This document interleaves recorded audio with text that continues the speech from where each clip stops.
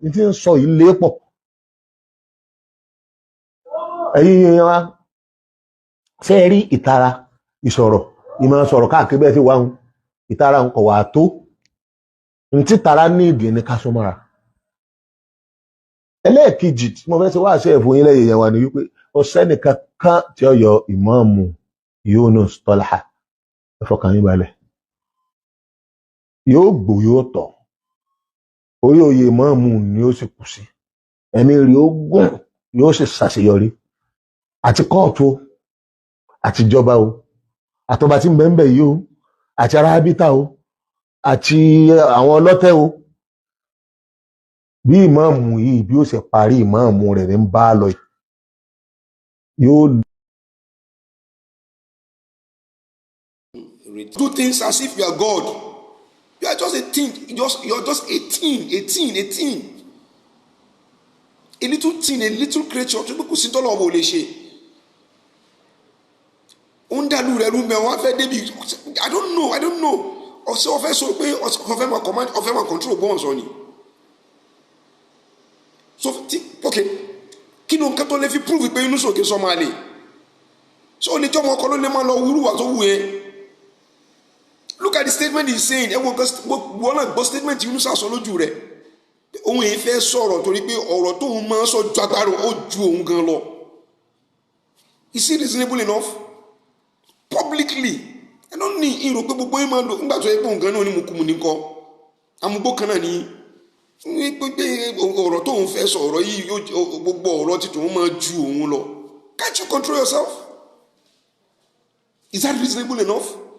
Láàrin àwọn èèyàn kọ́ máa sọ pé ìwọ máa ń sọ̀rọ̀ ṣùgbọ́n lọ́sí ìwọ máa ń sọ ó ju ọ̀rọ̀ ẹnu rẹ ó ju ìwọ náà lọ. And you cannot control ẹ̀ wo tẹ́ sọ pé kọ́ máa jẹ́ imam fún wa. Ìwọ wá tó wá sọ pé gbogbo ẹ̀yin tó bá wà lẹ́ka máa bọ̀ kún ìmáàmù Ògbómọ̀ṣọ́ tí wọ́n bá bí yín dá ẹ wá s'Ògbómọ̀ṣọ́ kẹsàn pé fẹ́ wá máa kún lọ́wọ́ láti pé kọ́ máa ṣe bí. Àná ìjẹta ìjẹrin ìjàrún ìlọmọ lásán lè máa tó lè máa ṣe gbogbo tí ṣe tí máa wá s'Ògbómọ̀ṣọ́ tí wọ́n lọ rí pàdé rẹ̀ wàláì tó bá yọ wá tá a bá mọ̀ pọ̀ wà níbi kan wàláì wọ́n fi pìtàn l'Ògbómọ̀ṣọ́. Ìwọ tí ọmọ lásán tẹ̀ ẹran pé kọ́ máa fún kábíyèsí níjọ́ méje tán bá bí dáa kọ́ máa bọ̀ wá sílẹ̀ ibi tó ti fún kábíyèsí níjọ́ méje tí wọ́n bá bí dáa irú rìn tí máa rìn tó fi wá s'Ògbómọ̀ṣọ́ tẹ́lẹ̀ tí wọ́n bá bí ọmọ lásán dáa pé kọ́ wá s'Ògbómọ̀ṣọ́ wàláì wọ́n fi pìtàn. Unlike before kìí sàmì kìí ṣe ìjẹta kìí ṣe ìjẹrin Ògbómọ̀ṣọ́ la pé bí o kìí ṣe wo this is Ògbómọ̀ṣọ́ for you.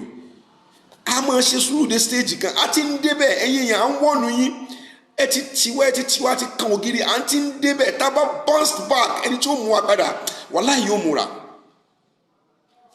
o ẹni tí ó mú wa padà yóò múra. That is on that. Abdulrasheed, you are warned. Stay out of Ògbómọ̀ṣọ́ pátápátá. Ọmọ lásán, you are warned. Stay out of Ògbómọ̀ṣọ́ pátápátá. Gbogbo ẹ̀yin àfáà tẹ́ ẹ mọ́ póyì tẹ́ ń póyì Ògbómọ̀ṣọ́ tẹ́ ń lọ tẹ́ ń bọ̀ àfàyín sí kóòtù Ọlọ́run sójú ò ti bẹ̀rẹ̀ sí mọ́ tì í báyìí nìsín. Gbogbo ẹ̀yin bloggers tẹ́ ń bu wa tẹ́ ń gbé wa ṣépè èmi Zubairu Muhammed Taofik mo ní ọ̀rọ̀ tí mo bá sọ fún yín kò ní ìdí ká ẹ bú mi ẹ prove me wrong. That is what makes sense in a human being. Ọkùnrin yìí yóò ti sọ̀rọ̀ irọ́ ló pa prove ni èmi ní prove lórí pé gbogbo nǹkan tí mo ń sọ fún yín lórí Yunusa yìí pé nǹkan mo ní proofs. I have it in abundance. So gbogbo tẹ́rí bó ń sọ nípa rẹ̀ I have want him to take an action on me. Bó tó bá ti take action máa mọ̀ pé ẹ wo fídíò eléyìí ẹ wo ọ̀rọ̀ yìí ẹ wo ìwà yìí ẹ wo ṣe sí yìí. I have it. Not only me. I have a team of people who has a lot of things about him. Don't fake àwọn èèyàn, don't fake àwọn Sunni, don't fake àwọn Salafi. So padà wálé wá jábọ̀ fún yín. Ẹ̀yin èèyàn mi ní gbòòrò Ògbómọ̀ṣọ́ àti káàkiri tẹ́ fẹ́ mọ̀ nǹkan tí ń lọ ní gbòòrò Yunusa. Ẹbí wọn lérè pé meeting tọ́jọ́ ṣe pẹ̀lú àwọn Supreme Council for Islamic Affairs tán ṣe nílọrin ẹbí wọn lérè pé kí ni result náà jáde. Wọ́n ṣe gbàlù kán mọ́ jó. Wọ́n ṣe gba ìlú kán mọ́ jó. láàrin ibi mítìn tán gbé ti lọ rèé sí ẹbí wọn léèrè wàláhì inú ilé Ọlọ́run ni mo wà yìí wàláhì tàláhì sùnmọ́ ibi láìlẹ̀ ẹbí wọn léèrè pẹ̀lú gbogbo ẹ̀yin bloggers yẹn ẹbí wọn léèrè pátápátá pé ṣé kìí ṣe pé Yunusa sunkún kúrò níbẹ̀ ni tí ń sun ẹkún tí kéésò ní tí mo ń sun ẹkún náà Yunusa ń sun ẹkún gidigidi gan ni pẹ̀lú omi ojú báyìí tó ń sun ẹkún ó sunkún kúrò níbẹ̀ ṣé ẹmọ nǹkan tó kó bá ìrìn àjò wa ìlú Ògbómọ̀ṣọ́ pẹ̀lú ọ̀rọ̀ Yunusa wàláì gbogbo ẹ̀yin tẹ́ mọ́ jẹjẹkújẹ mo ti sọ rí níjọ́ kan mo ní sẹ́wọ̀n pé problem tí kìíní ìfẹ́ kọ́ọ̀sì fọ́pọ̀lọpọ̀ nínú wa tẹ́ ò mọ̀ ni pé gbogbo ẹni tó bá lè gba owó lọ́dọ̀ ọlọ́lá kan àbí olówó kan tó bá gbà á torí pé ó fẹ́ fi yí nǹkan òdodo kó yí padà kó sọ di aburú tí ò bá ilé rí onítọ̀hún bá ṣe kíní ẹ pẹ̀lú ògo Ọlọ́run yóò jìyà owó tó gbà yẹn wàláhì yóò jìyà rẹ̀ gbogbo ẹni tó bá gbé òun gba owó láti pé kóun sọ òdodo kó sọ di irọ́ wàláhì yóò jìyà rẹ̀ torí pé kò lè sọ òdodo di irọ́ kò sì lè sọ irọ́ di òdodo kò sì lè rí owó yẹn dá padà fẹ́ni tó gbowó lọ́wọ́ rẹ̀ ta ló fún yín lówó torí Ọlọ́run ta ló fún yín torí ànẹ́bì ta ló sẹ́ẹ̀tì yín ọ̀pọ̀ lórí pé òun fún yín lówó torí tó bá jọjọ́ wájú tó ń bá fẹ́ mọ́ lòyìn kọ́ mọ́ lòyìn lọ sẹ́yìn gan náà tẹ̀ ń jẹ́ sórí sẹ́yìn sórí torí pé ń dórí pé tó bá dijọ́ tẹ bá ṣàbúrú kalẹ̀ ni so kìí ṣe torí Ọlọ́run fi ń ṣe ẹ ti pẹ́ ti ní àníyàn burúkú nínú ní mo fi mọ́ tẹnu mọ́ gbogbo ìgbà pé tí gbogbo wa bá ṣe sọ pé àwọn bá ṣe kéwú tá a bá ṣe mọ́ nǹkan kan ẹyọ kan so ti ń jẹ́ hadith àkọ́kọ́ tó jẹ́ hadith Ànábì Muhammad ó ti tó báyàn lo ìgbésí ayé yẹn náà hadith àkọ́kọ́ tí Ànábì Muhammad ó tó ń tí àwùjọ máa lò tí ilé ayé wo fi parí tá a fi ní símọ́ láti pé kí àníyàn wa ká máa ní àníyàn tó dáa even in football ordinary football entertainment tí player bá gbé ẹsẹ̀ sókè báyìí tó ń mú ẹsẹ̀ lọ tó bá ilé change mind ẹ̀ pé òun mú lọ báyìí yóò gba yellow card in football an attempt to put an injury on somebody and you remove is an make intention ni kò tí ì ṣe yóò gba yellow card ká tó wá pé nínú iṣẹ́ Ọlọ́run ọba gbogbo ṣẹ́bà ọkàn báyìí ni mo fi jẹ́ ọjọ́ olúwa rẹ̀ níbo la ń báyé lọ ẹ̀yin fúnra ara yín lẹ lórí rojọ́ gbogbo bí tẹ́ǹtì rojọ́ torí Ọlọ́run sí kò tí kò kẹ́ẹ̀tì give up ni ẹ dákun ẹ jẹ́ kémi kan ní kájọ gbéra léèrè èèlò ni sálárì tí Yunusa ń gbà sálárì ní mọ́sálásí tó fi takú tó lóhùn kó ní mọ́sálásí good kò fún lówó kò gba sálárì àgbàgbé kò gba sálárì àwọn tí wọ́n wá sponsor rẹ̀ tán wá ní òkè máa lọ kò sí nǹkan kan tí ó mú ẹ jẹ́ kọ́ máa bá lọ ẹ jẹ́ kémi pẹ̀lú yín kájọ bíra wa léèrè lọ́dọ̀ wọn pé kí ni nǹkan tí wọ́n ń benefit pẹ̀lú pé kí Yunusa ọmọ bá imam lọ kán dẹ̀ máa ṣe nǹkan tó wù wọ́n pẹ̀lú rẹ̀ no gbogbo ẹ̀yin lè bú yẹn ni mò ń bi léèrè o ọ̀rọ̀ ebú kọ́ lélẹ́yìí o ẹ̀yàn náà lọ̀rọ̀ fún wa ni ṣùgbọ́n tẹ́ ò bá ilé dáhùn kí ní gbogbo ègún tó wà nínú Al-Qur'ani pátápátá lọ́lọ́wọ́ bá mi fi jẹ ìyà fún yín tẹ́ bá tọ́ ẹ pé ìbùlẹ̀ bá dá padà sí ègún tó wà nínú Al-Qur'ani bẹ̀rẹ̀ báhùn tó bẹ̀rẹ̀ Qur'ani tó fi dórí sínú tó parí rẹ̀ tó fi dé odidi Qur'ani wàláhì gbogbo ègún tó wà bẹ̀ lọ́lọ́wọ́ fi jẹ yín níyà tẹ́ bá lè fún mi lé sí ọ̀rọ̀ yìí tẹ́ bá sọ dé ègún gbogbo ìní kódà mi ò ní reply nínú gbogbo ègún tẹ́ bá sọ níbí ọwọ́n tí mo sọ yìí arọ̀ yọ rọ̀ mọ́ gbogbo ẹni tó bá fi lórí ọ̀rọ̀ tó wáyé tó bá jẹ́ pé èébú ló fi dáhùn kínní Ọlọ́run wọlá bó ṣe ń jẹ́ òun yóò sì wọlá bí ṣe ń tìjú tó wà láàrin òun pẹ̀lú ànábì wa Muhammad sallallahu alayhi wa sallam yóò wọlá ìfẹ́ tó wà láàrin òun pẹ̀lú ànábì wa Muhammad sallallahu alayhi wa sallam yóò wọlá ìtumọ̀ tó fi dá ayé àtọ̀run yóò sì wọlá òkè àtilẹ̀ àti gbogbo nǹkan pátápátá tó wà nù rẹ̀ gbogbo ẹni tó bá pé èébú ló fẹ́ fi dá kínní ìpàdà pẹ̀lú Ọlọ́run gbogbo èébú tó wà nínú Kùránì náà mọ̀ sọ̀kalẹ̀ lórí. We want the truth of the matter. We want to bá jòdòdó tó bá wà lórí ilẹ̀ láfẹ́ kí gbogbo wa kájọ mọ̀ láàrin ara wa. Ìlú ń dàrú lọ báyẹn wọ́n ṣẹ̀ṣẹ̀ wá láyé pé èébú lẹ̀ ń bá kálẹ̀ káàkiri. Ìbéèrè nìyí èèlò ní sálárì Yunusa ti ń gbà ní sálárì ní mọ́sálásí tó fi takú tó fi sọ pé torí náà wọn lọ. Àkọ́kọ́ nìyẹn. Ẹlẹ́ẹ̀kejì làwọn bí léèrè pé ókè ẹ̀yin tẹ́ sọ pé ó dáná ẹ ò fún ní sálárì ẹ̀ ní ìfẹ́ kọ́mọ báyìí mọ́ kálẹ̀ káàkiri Kile ń fi Masalasi wá ṣe, Kile ń fi ìlú Ogbomoso lé, Kile ń fi kádàrá wọn ní kádàrá ṣe nínú ìlú. Kí ni nǹkan tẹ́ ń wá tẹ́ fi pé dandan àfi kí ìlú ọ̀dà rò. Gbogbo bí tẹ́ ń lọ ẹ̀ ń náwó nǹkan náà ẹ̀ ń bá bùkún pàdé níbẹ̀ ni. Ẹ wá ń padà lọ rí báwọn ilé mú fún ẹ lówó torí kò ṣe tèmi mú fún ẹ torí kò lórí kí ni. Kó ló wàláhì tálà tẹ́ bá fẹ́ mọ ẹ̀sìn tí ó mú yín. Ẹ pẹ́ wọn àbúrò yìí tàbá àwọn ọmọ ẹ̀tọ́ kẹjáde kẹpẹ́ kí wọ́n gbá kò tí ìbò. Wàláhì àwọn èèyàn ó gbowó lọ́wọ́ yín sì ní wọlé. Ẹ létí ìmọ̀ pé ti dáràn Dubai o. Ẹ ò lè ever tí mọ̀ pé ẹ ti dáràn ìlú báyìí. Mo bẹ̀ Ọlọ́run ọba kọ́lọ́ ọba kó jẹ́ kẹ́ ẹ gbé kanú fámìlì yín jáde. Ẹ má fi orúkọ yín pamọ́, ẹ má fi orúkọ mi jà. Ẹ orúkọ tẹ̀ ń jẹ́ ni kẹ́ ẹ gbé sára rẹ̀. Èmi ọmọ lágbájá ni àbábúrò lágbájá ni kẹ́ ẹ wá wò tọ́lọ́run ọba ní fi ń ṣẹ̀sìn nílùú. À ń wá ìdàgbàsókè fúlù, ẹ̀ ń wá burú fúlù wa. Lórí kíni? Lórí ọ̀rọ̀ ẹ̀sìn. Ọwọ́ ajẹ́ nǹkan tí wọ́n ń yà wá lẹ́nu ní ọwọ́ ajẹ́ nǹkan tí wọ́n ń fọ́ wa lórí. Gbogbo àwọn táà sí ìwé wọn sì mọ̀ sọ pé ẹlẹ́sìn náà wọn. Ẹlẹ́sìn nìyí náà kò ṣẹ̀sìn lílé ìtẹ̀ ṣe yìí. Wallahi lazim súnmọ́ bí láìláìláìláìláì pé kìí ṣe ẹ̀sìn lẹ́ ń ṣe yìí, ẹ̀sìn lẹ́ ń ṣe.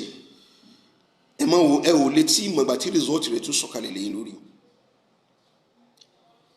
Mo tún fẹ́ repeat ìbéèrè yìí lẹ́ẹ̀kan sí i. Èèlò ni sálárì Yunusa tó fi torí rẹ̀ takú tó fi sọ pé òun ò fẹ́ lọ tó fi torí rẹ̀ tó fi resign níbi iṣẹ́ tó ń ṣe tẹ́lẹ̀tẹ́lẹ̀.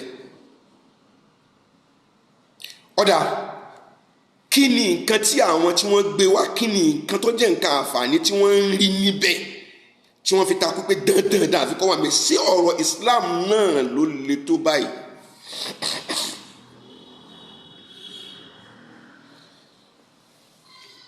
Supreme Council for Islamic Affairs ni mo tún parọ́ mọ́ nísìn. Ẹ tún lọ béèrè ẹ̀yin ọmọ tẹ́ ń fò kálẹ̀ káàkiri tẹ́ ń bẹ egbò kálẹ̀ káàkiri ẹ lọ béèrè pé kí ni àbájáde result wọn fáwọn tí wọ́n bá lọ.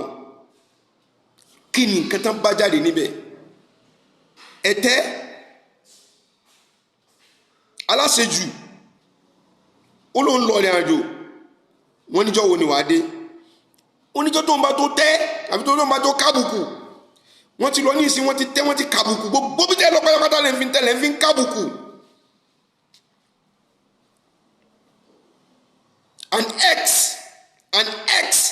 ex chairman ń pe mítìnì ìwọ́n sọ fún ẹ pé tí kábíyèsí bá dé àwọn lọ́ọ̀rẹ́ bá kábíyèsí tí kábíyèsí bá wà lóhùn ní ìgbà sọfẹ́ sọ́ra rẹ̀ dọ́lọ́hùn ni lẹ́nu rẹ̀ mo mọ̀ wípé at the end of the day wọ́n tún dínà rẹ̀ nínú compound ẹni nínú mọ́tò wọn ti sọ nínú ilé rẹ̀ ni wọ́n gbé wá bá ẹni àwọn tó sì gbé wá bá ẹ gan-an àwọn náà tún lẹ́jọ́ ní court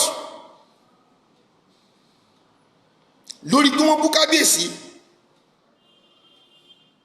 wọ́n lẹ́jọ́ ní court lórí wípé wọ́n tún sọ nǹkan against the government.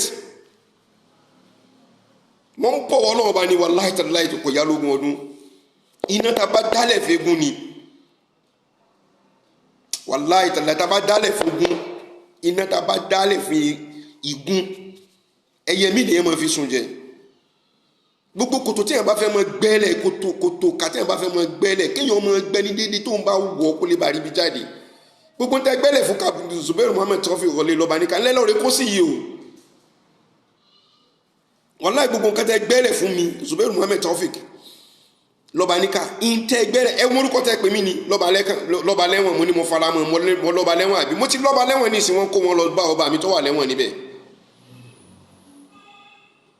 ẹ̀yin lẹ́ mọ́mọ́ lẹ ṣùzọ orúkọ yẹn fún mi yes èmi lọ́ba níka mò ń rìn káàkiri ìgboro ọba tó wá ní lẹ́wọ̀n ṣe bẹ́ẹ̀ wọ̀n lòún wà ní ìsìn ẹbẹ́ yìí ni wọ́n kó lọ síbẹ̀ wọ́n tún padà tó kó yín àsìkò tí ì tó list orúkọ gbogbo yẹn tẹ́ ti ṣe gbogbo ń tẹ́ ti kọ́ 10 delete ẹ ò mọ̀ báwa ti sọ rẹ̀ ni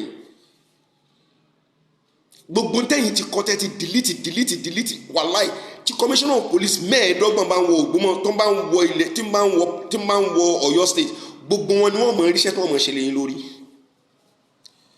láwọn atrocities tẹ́ ti commit àwọn tó ti lò ní sọ pé àwọn ọmọ yìí mọ́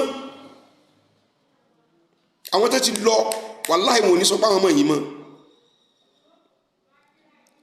gbogbo àwọn tó lọ́wọ́ ọba tó fún wọn ní courage láti lè mọ jáde pé mo ṣe nǹkan báyìí mo ṣe nǹkan báyìí mo ṣe nǹkan báyìí kọ́ lọ́wọ́ ọba kó san wọ́n lẹ́san rí àwọn tó tún kù tán tó fi yókù sínú Ọlọ́run ọba yóò jẹ́ kan lè sọ jáde torí àìsọ jáde wọn ní ìṣe ó tún mọ jáburú fún wọn torí ọ̀pọ̀lọpọ̀ nǹkan tá ní ká mọ sọ jáde ní ìṣe torí pé kò jáde láti ẹnu àwọn tó ní authority lẹ́nu ni àwa yìí ti wí tẹ́lẹ̀tẹ́lẹ̀ gbogbo nǹkan fẹ́ mọ sọ ní ìṣe kò jẹ́ tuntun there is nothing new in it kò jẹ́ tuntun gbogbo nta wí tá ti sọ náà ni ṣùgbọ́n the problem is that it is not from the authority you people that owns the authority now come out and say it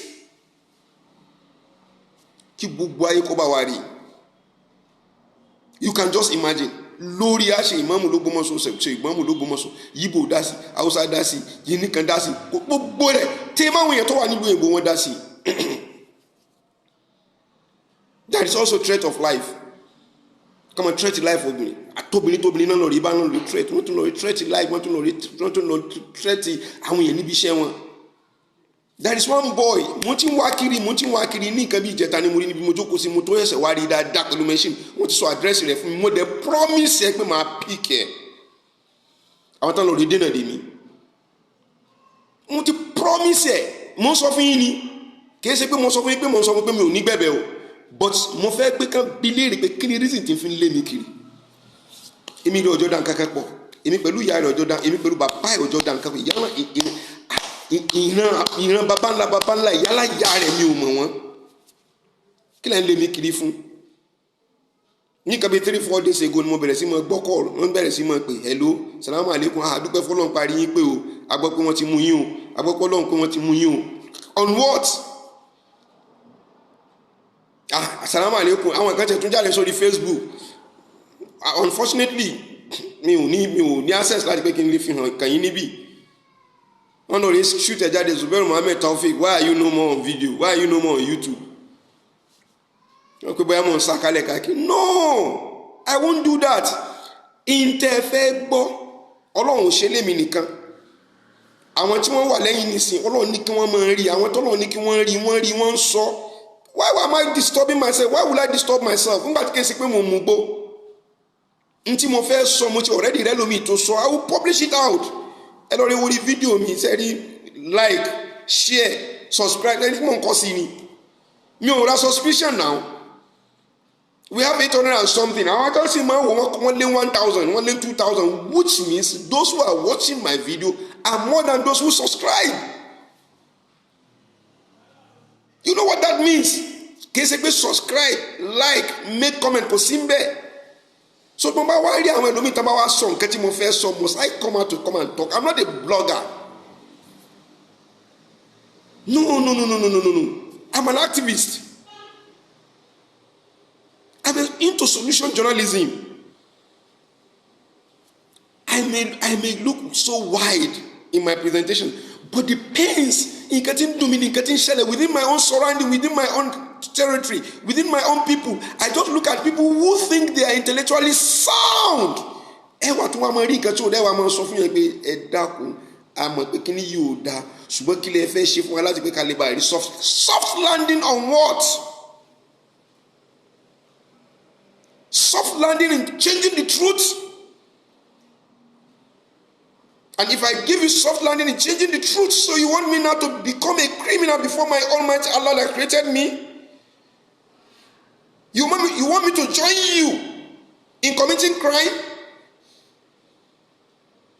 mo ti sọ láti bẹ̀rẹ̀ pé kíní yọ̀dá the last minute you just want me to now come to you to tell you that no kíní yìí dá oh my God it's better for somebody to die a honorable death than this type of life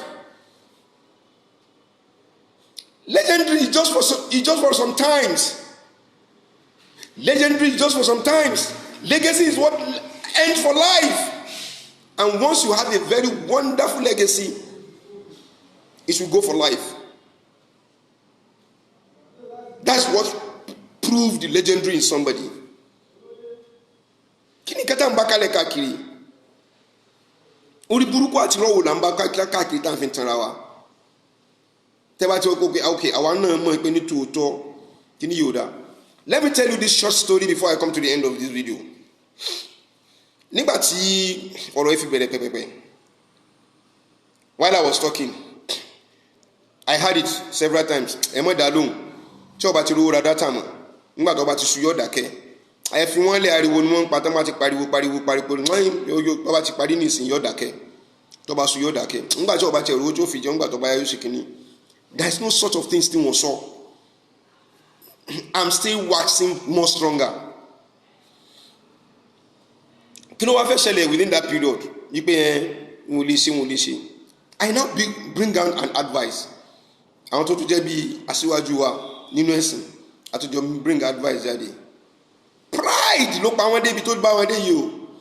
Àwọn sọ fún mi pé okay ẹ jáde ẹ confess fún gbogbo ayé pé nítòótọ́ ọmọ yìí kì í sọmọ inú ilé Ayélára àti ẹ̀sọ̀rọ̀ ọmọ Ògbómọ̀ṣọ́ nítòótọ́ ọmọ yìí kì í sọmọ ilé Ayélára ẹ jẹ́ kájọ agree pé the deed has been done and we have made this mistake ẹ̀yin aráàlú Ògbómọ̀ṣọ́ ẹ̀dá kùtù ọlọ́ọ̀ foríjì wa a ti ṣàṣìṣe torí ipa táwa náà ti kó nílùú Ògbómọ̀ṣọ́ ẹ má jẹ́ kójú tì wá ẹ jẹ́ kájọ kọ́mọ yìí kọ́mọ ṣe lọ ẹ jẹ́ kájọ ṣe àkọsílẹ̀ tí ó fi já sí wípé ilé Ayélára tó kàn ń ní yọkúrò lọ́dọ̀ wọn Ọlọ́run ti kẹ́mi ìmọ̀ọ́mù Ògún tó bá lọ tán ẹni tí ó bá tún jẹ láti ilé Ayélára ni wọ́n ti wá but yóò mọ̀ jẹ́ pé wọ́n ti ṣe agreement wípé àti gbẹ̀bẹ̀ rẹ̀ bí kò mọ̀ ṣe lọ tí wọ́n bá sọ kí ní ìníjọ Wednesday tó bá jáde lórí rédíò níjọ Thursday tó bá díjọ Friday nígbà tó náà bá dé lórí Múmbàrí yóò ṣe validatory presentation láti pé tọ̀ ìsìn ìdágbére ni mò ń ṣe yìí ẹ̀yin aráàlú àwọn ẹbí wa pọ̀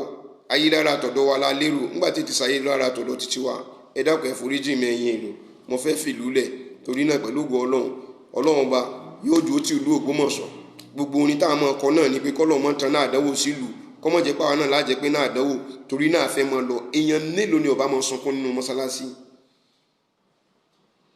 èèyàn mélòó lẹ́rú pé yóò mọ́ sunkún nínú mọ́sálásí ìmáàmù kò gbọ́dọ̀ lọ wọ́n set up committee kí Ayélára kan burú jù bẹ́ẹ̀ lọ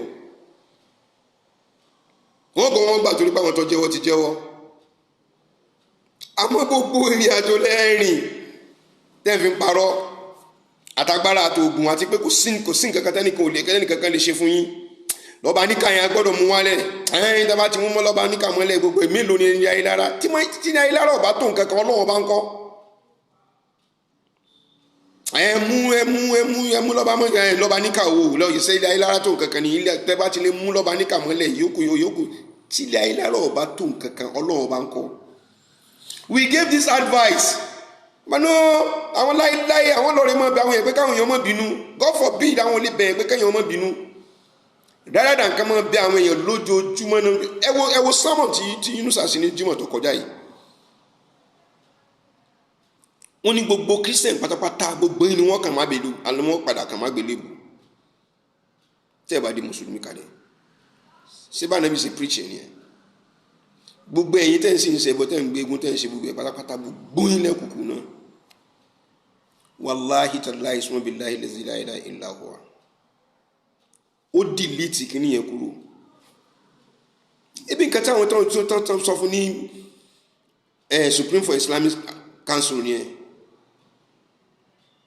gbogbo fídíò bó ṣe wà ó ṣe lè ọlọ́bí olókùí ó sì sọ pé òkú jí sí ọ̀dá ó sì sọ pé kíní àwọn alùsùnnà gẹ́gẹ́ bọ́n ti ṣe wí àwọn sálàfí wọn kì í ṣe bọ́t òun lọ gbogbo ẹ̀ adẹ́ fi gbogbo fídíò yẹn àfihàn gbogbo ayé ibi títí ń bá ìyàwó níyàwó lọ́wọ́ òun gẹ́gẹ́ lọ́ náwó sí ìyàwó tó bá lọ́wọ́ níbi hijira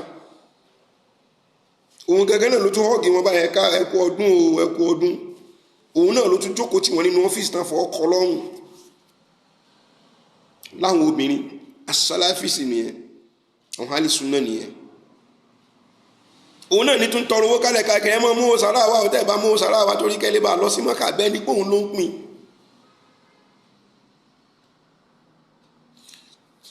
Parakoyi Suraj Alim Parakoyi ti jáde ó ní nǹkan báyìí ṣẹlẹ̀ nǹkan ó ti kọ́kọ́ sọ̀rọ̀ ti tẹ́lẹ̀tẹ́lẹ̀ àwa la ní ká wọ́n post ẹ̀ torí àti mọ̀ pé gbogbo time yẹn we don't have the support even if we say nobody is ready to listen to us àti sọ síwájú Parakoyi dé ó sọ the support is not there nígbà tó di ń tọ́ lọ sí global tó jáde tó wọnú YouTube tó everybody ń rí Parakoyi sọ̀rọ̀ instead tẹ́ fi wá rí búkẹ̀ tí wọ́n fi jáde pé Parakoyi irọ́ lọ pa èébú lẹ́ ń bú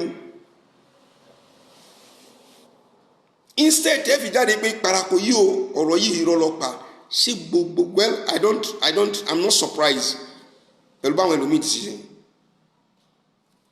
But I used to tell people one thing. Forget about the 5 members of I did not have the opportunity of going to school. I'm dull. I'm not dull too. Not at all. No. I am intelligently sound because I read what is readable and I listen to what is listenable. I don't waste my time listening to fake news. And I don't take much of my time going for fake news. I don't take making fake research. No. I don't do it. It will put me through to know more. All of this you have your phone. Go to your Google. Check any book you want to read. The first preface, tobacco, 1, 2, 3, 4 papers, tobacco, is enough for you to learn something from out of it. It shows what Ogbomoso is all about. No one can tell me Ogbomoso. I will buy you buy. Lára ẹni tí ń jẹ́ òkodoro ọmọ gidi Ogbomoso rí. Ta ló ríru rẹ̀?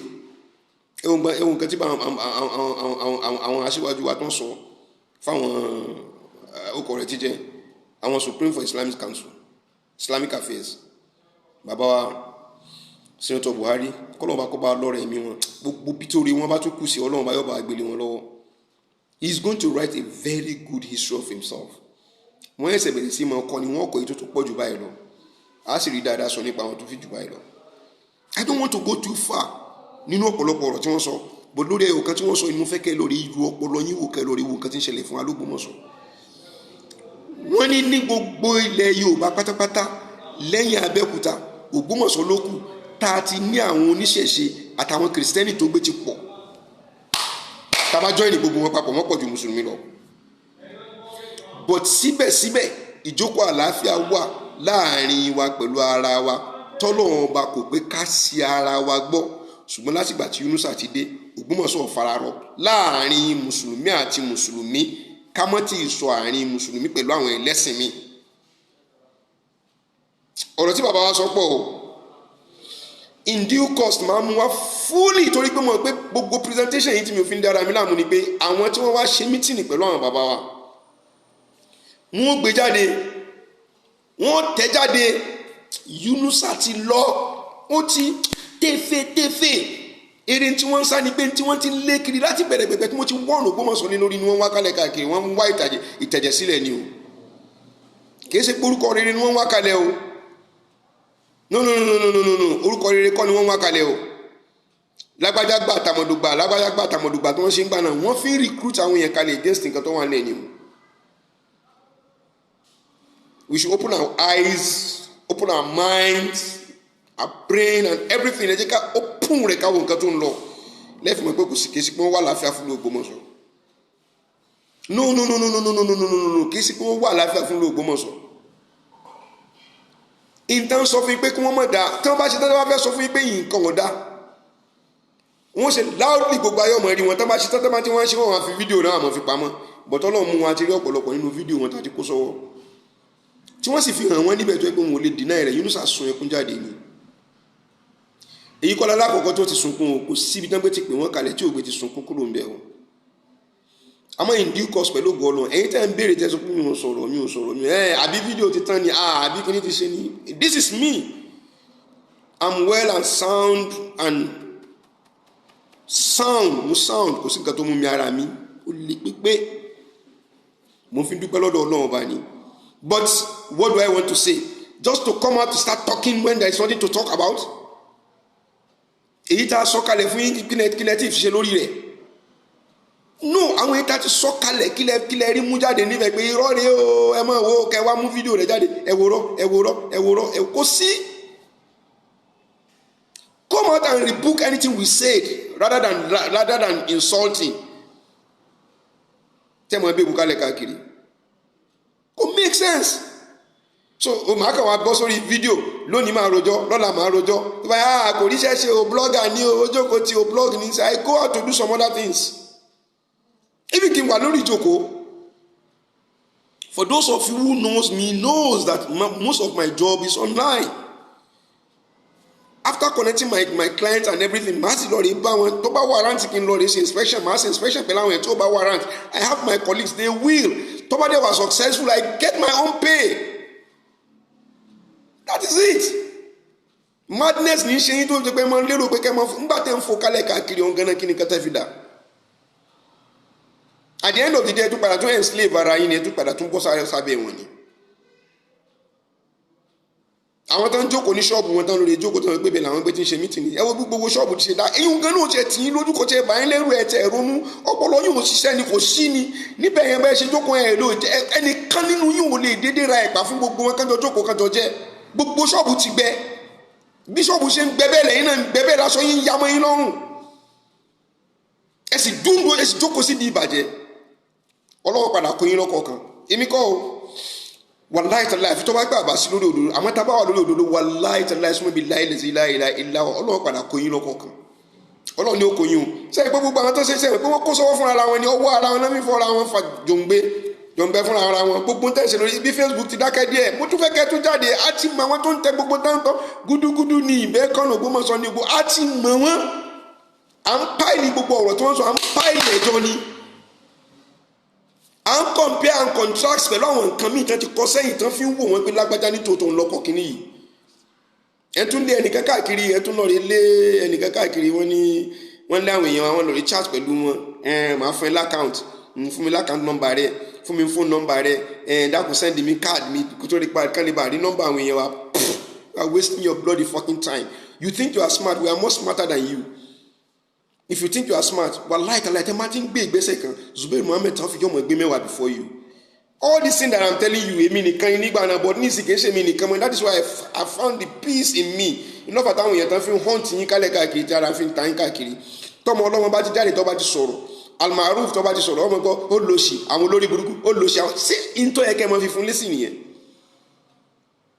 Ẹ ṣe béèrè lọ́wọ́ rẹ̀ pé Maruf kí ni prove ẹ̀ ọ̀rọ̀ tó sọ kí ni prove ẹ̀ kọ́ pé prove ni ẹjọ́ debate pẹ̀lú rẹ̀ pé irọ́ lọ pa kìí ṣe báyìí afẹ́kọ̀ọ́ sọ proof wa kọ́ wa sọ proof nǹkan nínú ẹ̀yin náà mọ ìtàn nípa nǹkan báyìí ẹ̀yin náà mọ nǹkan nípa nǹkan báyìí kẹ́ wá jáde kẹ́ ṣe come out and make your own video and tell people that the whole thing we are saying is lie. Ẹ wà lọ sábẹ́kúta ẹ lọ rí mọ láwọn ọmọ lábẹ́kúta pé kán máa bú wa ẹ wà lọ sí Ìbàdàn ẹ wà lọ sí Ìlọrin ẹ lọ rí pé àwọn tó wà ń bẹ ẹ̀yin tẹ́ wà l'Ógbómọ̀ṣọ́ ẹ jáde síta kẹ́ sọ pé ẹ̀yin lè mọ ìtàn ìlú bàbá yín náà bí nǹkan táwọn èèyàn sọ nípa yín irọ́ ni. Ẹ̀yin tẹ́ ẹjọ́ mọ Ògbómọ̀ṣọ́ ẹ jáde kẹ́ sọ pé gbogbo táwọn kìíní ń sọ yìí ẹ jẹ́ kájọ pàdé ara wa kájọ kọlura wa pé yes ọmọ Ògbómọ̀ṣọ́ ni mí ntọ́kùnrin yìí ń sọ irọ́ ló ń pa torí bó ṣe rí ẹ jẹ́ kájọ jáde kájọ sọ láàrin ara wa. bọ́jà ò lè sọ àwọn wèrè tán máa ń bẹ tó pé wọ́n ń blog wọ́n mọ̀ sọ pé Ògbómọ̀ṣọ́ ti dàrú o ẹ wá gbódòdó ọ̀rọ̀ tí ń lọ láàrin wọn tọ́ba ya ẹ mọ̀ gbọ́ tọ́ba ya ẹ sá ti subscribe ẹ sá ti like àwọn wèrè ẹ̀yin náà tó sáré mọ́ lọ subscribe ẹ tún mọ́ like ẹ ti mọ́ make come ẹ tún padà bọ̀ lọ́sẹ̀ tó ń bọ̀ wọ́n ti rí yín mága.